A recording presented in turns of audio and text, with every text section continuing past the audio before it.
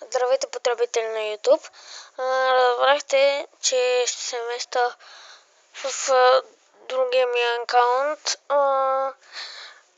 За нещо да ви помоля, да ви кажа с Camtasia Studio 7, 7.1 не го снимайте. Вижте старите ми клипове не старите, по-новите клипове на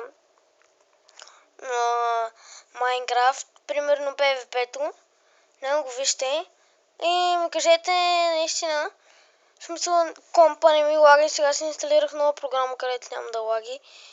И уточних, че Camtasia Studio 7.1 е пълен буклук.